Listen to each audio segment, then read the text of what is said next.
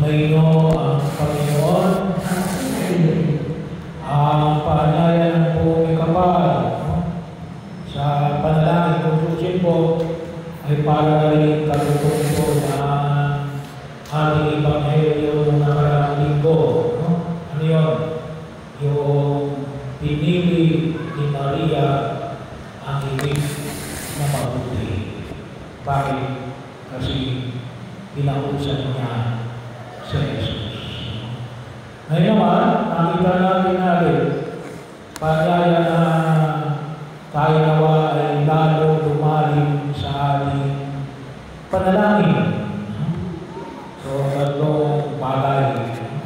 Una ay lumalim sa ating panalangin. Sa Ebanghelyo, nakita natin ang sinasabi ni Jesus natin. Sinabi ng isa sa mga alagad ni Jesus na turuan mo kami manalangin katulad na ni Juan Bautista. Bakit hindi ba tinuturuan ni Jesus ang kanyang mga alagad? Hindi ba sila nagdarasal? So, bahagi yun na pamantayan ng isang mabuting Hudyo ang panalangin. Pero makita natin makita po siya natin na naway patuloy tayong lumalim sa ating panalangin. Yung panalangin natin, hindi lamang tayo ang nag-uusap. Ngunit makita rin natin sana sa ating panalangin ay makita rin natin na may sinasabi sa ating ng Diyos. Sinasabi natin ay pag-usap sa Diyos. Ano ba yung pinag-usapan natin kapag tayo nagdarasal? Maliwanag yun, madali yun, may sinasabi tayo sa Diyos. Pero anong sagot ng Diyos? Maganda ko yung unang pagbasa sa unang pagbasa. Nagtawaran si Abraham at si Yahweh. Kung mayroon lang po 50, nagsimula na sa 50, na matuwid mula sa Sodoma at Gomora, ay sila ba ay inyong susunodin? So, nakipagtawaran si Abraham sa Diyos. Pero yun ang huwag natin kalimutan. Baka nakalimutan natin na bahagi yun ang pagkakalangin natin.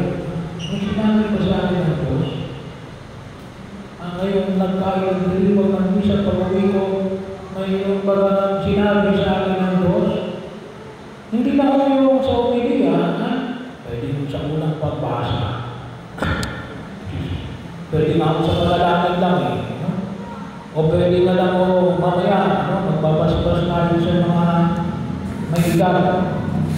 Pero sana makita natin ito yung sinabi ng Diyos sa akin.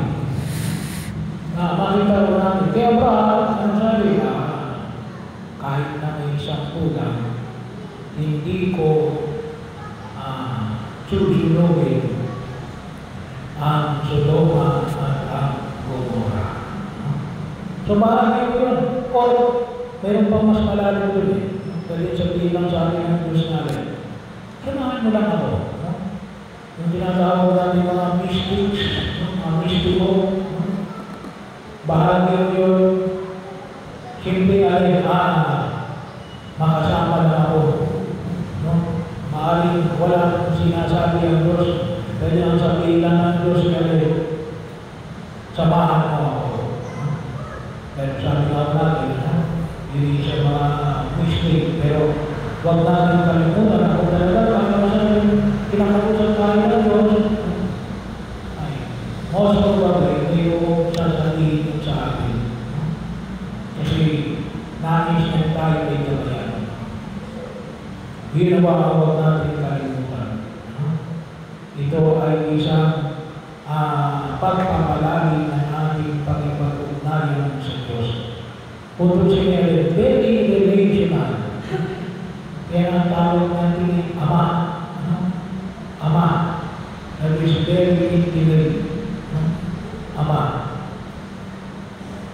Pangalawa, ay bahagi yung ating pagkikilay na kung saan yung pagiging masigasig. Yung term na ginamit ko ng sa buhay,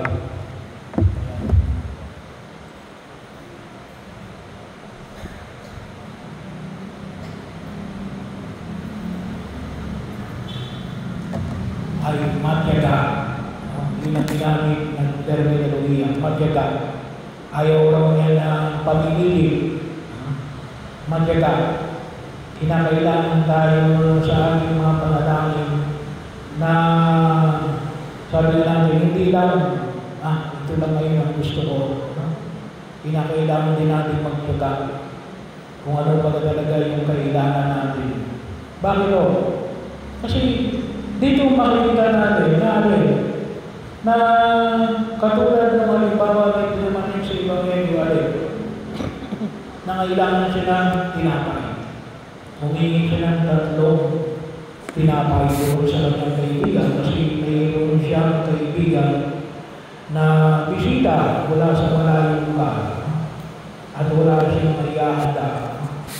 Mahirapan pa siya o maaaring wala siyang materials para ipaganda yung kanyang kaibigan na galing sa paglalakbay at maaaring pagod na kaya ganang usap niya sila ay natutulog na sinunang panahon kapag nakatutulog na sila sabay-sabay matulog yan kapag inisip yung ama ng tahanan lahat yan mag-inisip.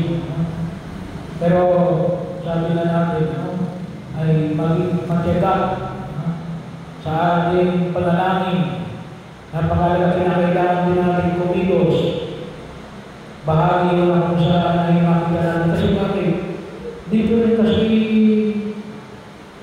sinasala. Sinasala ng Diyos kung ano ba talaga yung kailangan natin. Kasi kung minsan yung hinihiling talaga natin, hindi yun talaga yung kailangan natin. Kung minsan, yung sa pamagitan ng pagiging matyaga, doon talaga natin nakikita kung ano talaga yung kailangan natin, ang mapapuputi sa atin. Pero kung minsan sinabi ng iba, may nag-message sa akin na nalulog ako. Sabi ng kumaya, mabaya. Hindi ho. Ay, scam yan. Nanalo ka, hindi talaga para tumakaya. Ganun nga hindi ka, scam ka. Kasi bakit? Ay, tinext lang sa'yo na nanalo ka, hindi ka naman tumakaya. So, bahagi din mo yun. Kinakailangan din natin yung ating pinagdarasan. Mayroong maliwanag na pagkilos na ginagampanan tayo sa ating buhay sa kaibigan ito. Maaaring yun, yung ating pananang, hindi talaga yun.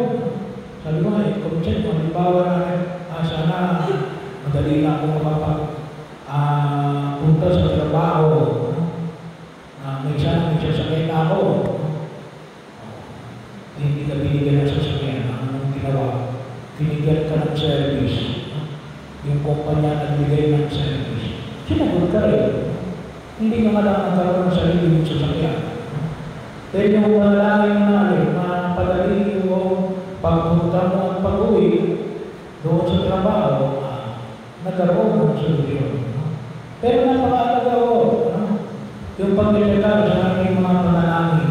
Kasi doon talaga makikita yung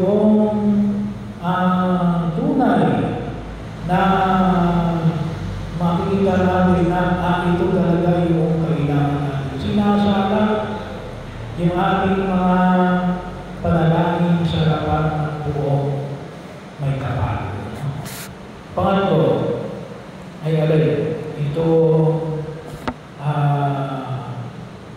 kagandahan loob ng Diyos. Anong sabi ko sa ating dito? Bibigyan pa ng ahas kapag humihingi ng isda o ng kalakdan kapag humingi ng itlog, kasi itong dalawang ito, no? Sabi na natin, ay pwedeng pagkamalan. Pwede yung pwede yung pagkamalan na kuminsan, ay ng isda. Ganun din naman yung malagdag, malibilog lang, akala ng itlog. Bahagi yung loob natin kalimutan na yung kagandahan loob ng Diyos. Kung hindi pinipili sa atin, baka hindi makabubuti sa atin. Kasi hindi magpipili ang Diyos na ikasasalan natin. Kung yan ay ibinigay sa atin, yan nakasama sa atin, baka hindi galing sa Diyos yan. Bahagi yung nabawag natin kalimutan na hindi na maling bakit. Kasi, anong sabi ko sa Ebanghelyo, kahit na ang Espiritu Santo ay ibibigay sa mga humihingi nito. Biro mo yun. Pati yung Espiritu Santo ay gantong persona ng pagka-Diyos, ibibigay sa atin. Biro mo yun yung pagkabahagi ng pagka-Diyos ng ating Diyos ibibigay sa atin. Ay pagkakataon na kung saan ay makita mo natin. At kung babalikan mo natin yung unang pagbasa, ay makita talaga natin pagkakataon ng Diyos na yun, na kahit sa ulan na malutuin, hindi niya gugunawin ang Sodoma at Gomorra. Sabi, paano ba ang kasalanan ng Sodoma at Gomorra at gugunawin ng Diyos? Marami ho. Hindi lang sexual sin.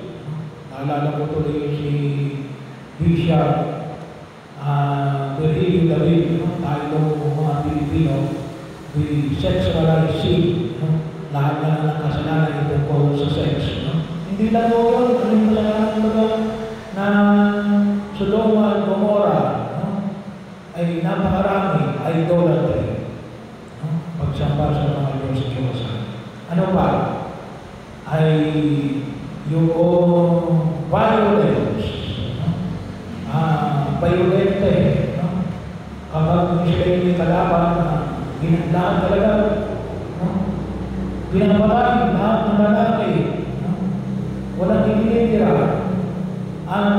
Kung sanabi lang may mahuli na kalaban, tinutorture. Hindi pa naman gusto ng human rights. Bahagi yun. At saka madugo, talagang madugo, violente. Panglitaw natin. Ngayon, medyo na ngayon. Marami ng human rights. Kahit na kapag mag-upload kami sa mag-upload ka sa mga social media, kapag may dugo, ipag-vlog ka, bawal. Ngayon pa lang na yun, talagang madugo, violente. Ano ba? Corruption. Yun ang bahagi yun ang saan makikita na naalala ko rin ay panahon na ito na walang tigil ng ulan. Marami na naman nagtuturuan na saan nakapunta ang pondo ng flood control. Anyway, yun. Alam mo yun? Biro mo yun, 10 katao, walang makuha. Doon sa dalawang bayan na yan, Sodoma at Gomorra. Ganon kabait ang Diyos. At sabi mo yung positive side, kahit na ang Espiritu Santo ay hihingi natin, ay hindi ipagkakain sa atin.